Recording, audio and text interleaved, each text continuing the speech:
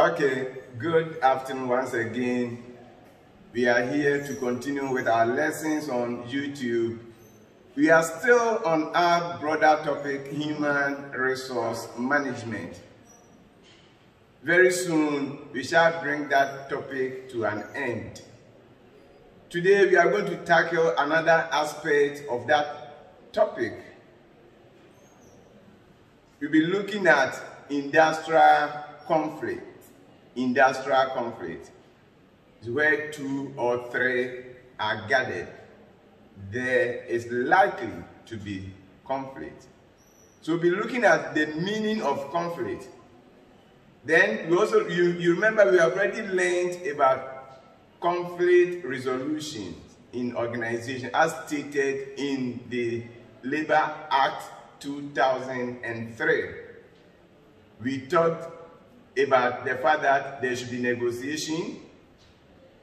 We also talked about the fact that there should be mediation. And then when negotiations and then mediations fail, then the last stage, which is arbitration, is used.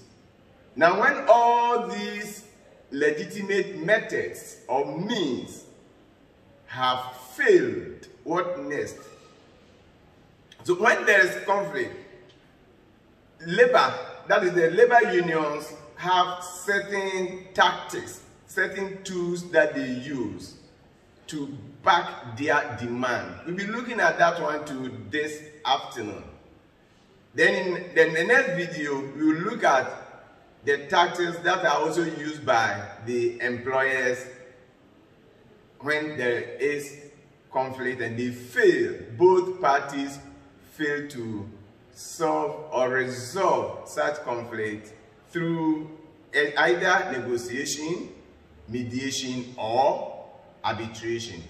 So what is conflict? That's what we are. So the first thing, what is conflict? This is something we have already done. You remember, anytime there is conflict, then it means there is disagreement.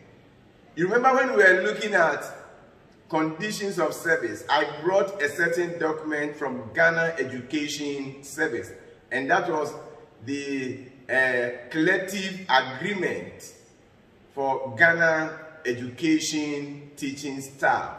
So it was collective agreement. So we learned that that means decisions or the provision, the content of that document was not unilaterally written. So we realized that labor, and that was the teachers union, as well as the employer Ghana Education Service, sat down and then they went through. And you know that document has expired and they have started a new one. So when you fail to implement those decisions that were taken, there will certainly be conflict. So we look at reasons to certain effects. So the moment there is conflict, then it means there is disagreement. So if you look at here, it said there is disagreement. And that disagreement is certainly between either individuals or group. So it can be conflict between a worker and another worker or among the workers. It can be conflict between one level of management and another level of management. It can be conflict between management and then the labor unions or the trade unions. So it can be either with individuals or groups. Now when that happens, then it means each individual or group wants his or side to be accepted. For example, if it comes to payment of wages or salaries, the employer wants to, for example, increase it by 5%. The employee wants the employer to increase it by 30%. So certainly there will be conflict. There is disagreement. And when there is that disagreement, each of the parties, the employer or the employee, wants its view to be accepted. And that is why we talked about negotiations, mediations, and then arbitration, so that that can be a platform from which they can resolve the conflict. So each So I said disagreement between, when there is disagreement between two or more individuals or group, with each group or individual trying to gain acceptance of its view over the other. So that is what conflict is all about. Now, there is conflict. They have not been able to resolve the conflict through negotiation, through mediation, which we also said is called conciliation, or through arbitration. Even though we have said that whatever decision that is taken by the arbitrator, you remember negotiation and then mediation, it is the parties involved who settle the matter and then they come out with their own solution. But when it comes to if they are not able to, then when an arbitrator is appointed, then the decision of the arbitrator will be final. Notwithstanding that, still one of the parties that is aggrieved may decide not to accept. So when that happens, what can they do? So the next thing is that we are going to look at the tactics or the tools or the various methods that are used by the labor unions when there is conflict. And they are very common, especially the first one we'll be looking at. So we look at 4 tools. We are going to look at strike actions. What is it? Then the reason why workers embark on strike. Then we also look at boycott. We look at picketing, and then we look at work to rule. So what is strike? Very simple. Everybody knows when you say strike. Have you ever experienced your teachers embarking on strike action before? When they embark on strike, what do they do? Do they come to classroom? So that tells you that there is temporary cessation of work until certain demands are met. So the teachers, for example, you remember when I brought that document, the collective agreement for teaching staff in Ghana Education Service.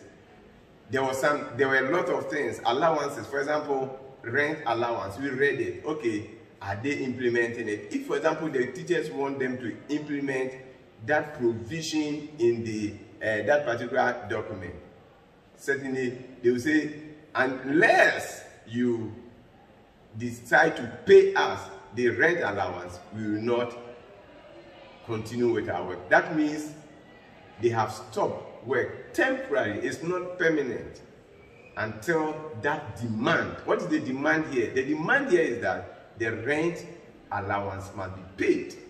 So whatever demands they have, unless the demands are met, they will not come to work. So in some terms, they say they have laid down their tools. The teacher's tool here can be his marker and other things that they use. In other words, they refuse to work until certain demands are met. So that is what strike is all about. We can have different forms of strike actions. It could be sit down.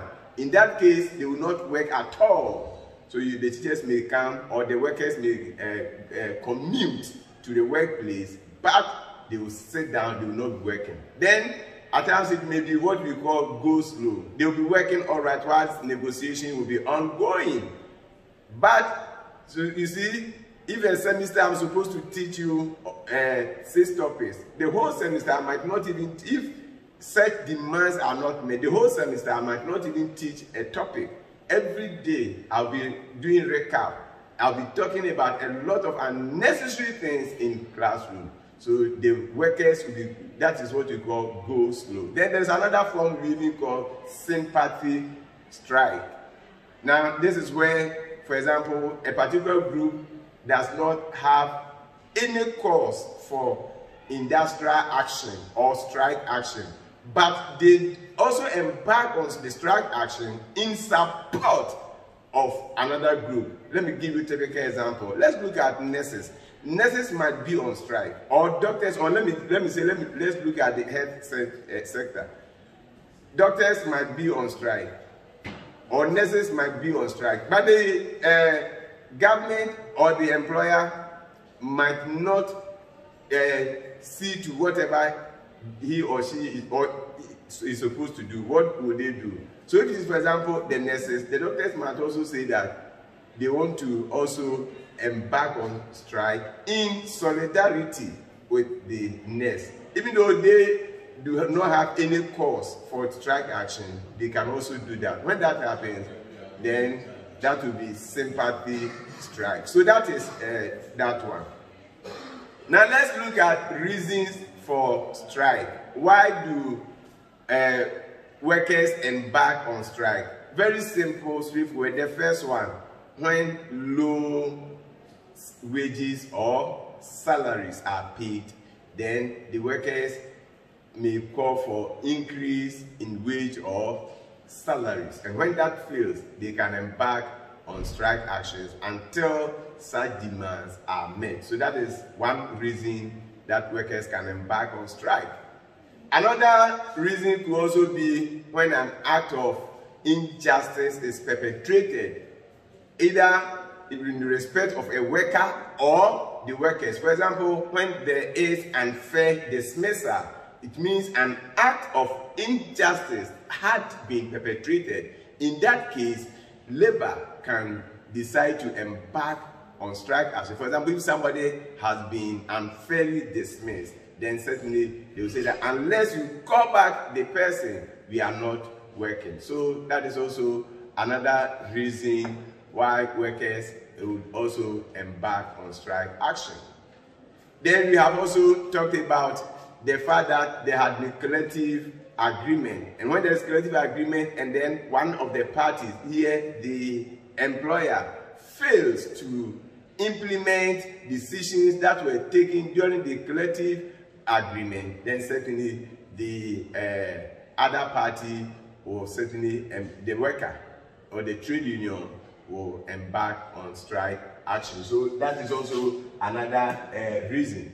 Then we have talked about conditions of service. So when there is poor conditions of service, especially when there is poor working conditions, poor lighting, poor ventilation and other things, then that can also lead to strike action. Then when there is negative attitude by management, for example, poor leadership style, when there is that autocratic leadership style, then workers can embark on strike action. So we have looked at low wages and salaries. We have also looked at workers when an act of injustice is perpetrated, poor working conditions, failure to implement collective agreement, negative status, and then the last one here is that when workers' grievances are ignored. When you ignore their grievances, when they have certain problems, certain worries, and they channel through at the appropriate quarters and you refuse to attend to their grievances, then they can or they may embark on strike action. So that is number one. So the first two is strike action. Then we have looked at the meaning, we've also looked at the reasons. The next one, very simple, straightforward, is boycott. Another tool that labor unions can use is boycott. What does that mean? Now, when you say you have boycotted something, in the history of Ghana, there was a time that the European products were boycotted. When you say you have boycotted something, what does that mean? It means you refuse to patronize the person's product. So when workers boycott, they are using boycott as a tool. That means that they will refuse to purchase the company's product and even prevent others from purchasing the company's product. Then there are others too who may even decide to also boycott the purchasing of the company's product. There are those we call secondary boycott. The primary one will be when the workers decide to refuse to deal with the company, refuse to purchase the company's product, and may sanction any union member who would want to patronize the company's product. Then I'm saying that quite apart from that, then there may be others who may not be members of the union, and they are those we call the secondary boycott, who may also decide to boycott their product. So that is what boycott is all about.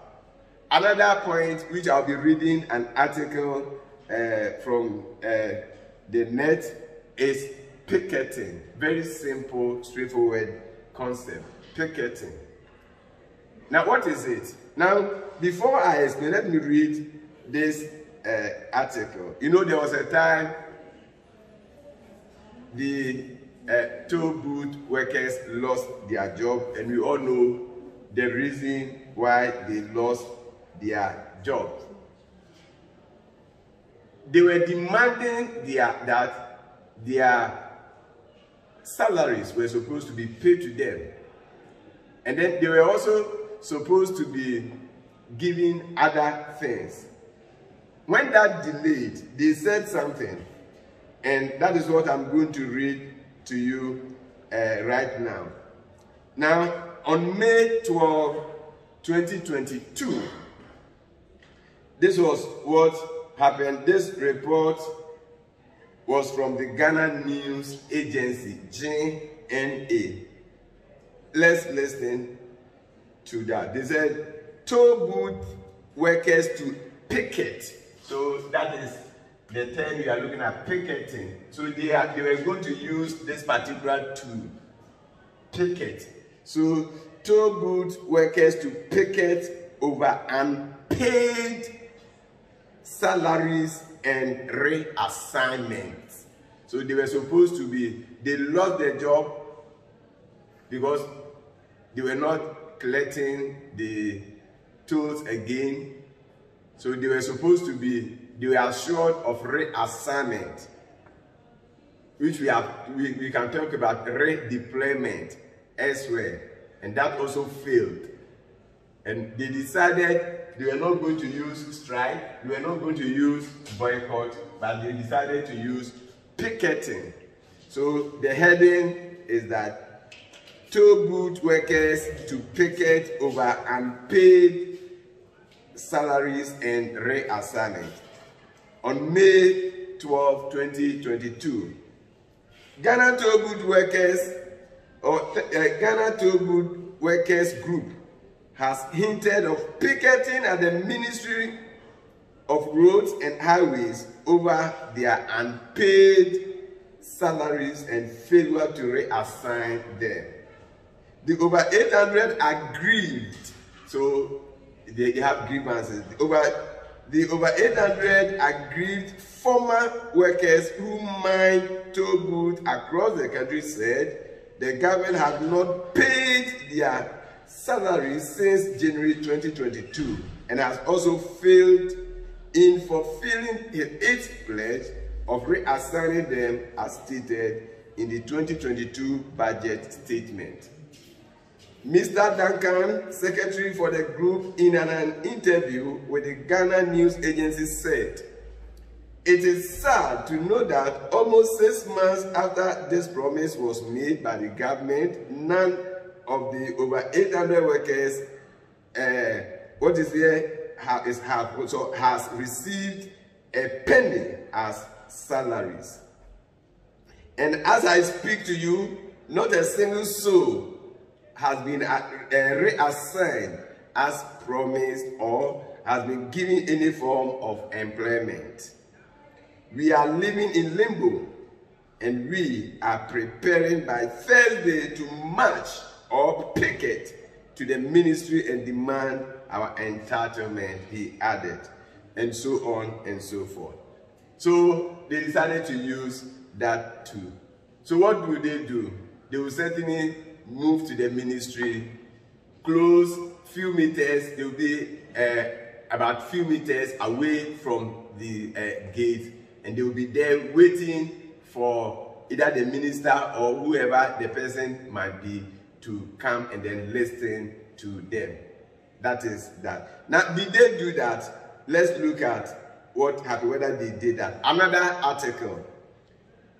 Police picked up toll booth workers during picketing at road ministry. So they did, and the police, the Ghana Police Service picked them. And why did they pick them?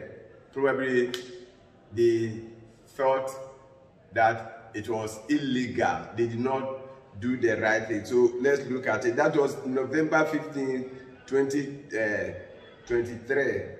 November 15, 2023. Some toll booth workers who picketed the premises of the Ministry of Roads have been picked up by the Ghana Police Service. The group spent the night at the ministry to demand the payment of their 2 years' salaries following the cessation of toll collection, which has rendered them redundant. So as a business management student, what we have done, so when you say a worker has been made redundant, you understand what is meant by that. They are currently at the Central Police Station in Accra. The disgruntled people noted their peaceful action was on the back of an assurance the minister Ken Ofori-Atta gave them. The Deputy National Communication Officer of the National Democratic Congress (NDC), Godwin Akugon, who has been working to secure the release of the people, confirmed this on Adom FM Midday News. Kasebo is tasty, and so on and so forth. So that is that. So that is what picketing is about. Two things can happen. Number one, the workers will use that to absolutely, in other words, they will go to wherever they are supposed to picket the organization. They will move few meters away from the gate, and they will be there trying to resolve the conflict. Number two, it could also be that they are on strike, and then they want to prevent other workers who might want to go and work. So while they are on strike, they may picket to also prevent other workers who might want to go and work. So for example, if teachers are on strike and there are some teachers who might want to go and teach the students, there will be others close to the school who would try as much as possible to prevent those teachers who might want to go and work. Now, if the organization sees that picketing is illegal, or it may be dangerous, it may be disastrous to the life of the organization, then they also have a tool we call injunction, which will learn, and then they can also go to court for the court to injunct the workers. You may be given a certain distance, or you may be asked not to picket at all. So that is for the picketing. The last one, the last two that they can use is what we call work to rule. Very simple, straightforward. What is work to rule? Now, they are working to the rules. That is it, work to rule. Now here, unlike the strike action, when this strike action, when there is temporary cessation of work until the demands are met, here, under work to rule, they will be working all right. So I said they will stay, but drastically slow down their operations by strict adherence to the rules as stated in the collective agreement. In other words, you see, for example, let me give you a typical example. If doctors are on strike, you know, normally doctors, if they are not on strike, the normal thing is that if the worker is at home and there is emergency, you call the doctor will come. But when they are using work to rule, they will go to work. Work starts at, let's say, 8 a.m. They'll be there. If work closes at 5, the person will close at 5, or whatever time that the person has to close. When they go home and you call them for emergency, they will not come. They are working to the rule. They are giving narrow or straight and narrow interpretations to the rules as stated in the collective agreement. So that is what work to rule is all about. So these are the tools that labor can use. Then in our next meeting, we'll be looking at the tools that the employer can also use. So for example, we'll be looking at injunctions, which I've already talked about. Here we've talked about strike actions. They also have their own, but they don't call it strike action. They call it lockout. We look at that one. We also look at strike breakers and so on and so forth. Ladies and gentlemen, that brings us to the end of this afternoon's lesson. We looked at industrial conflict, the meaning of industrial conflict.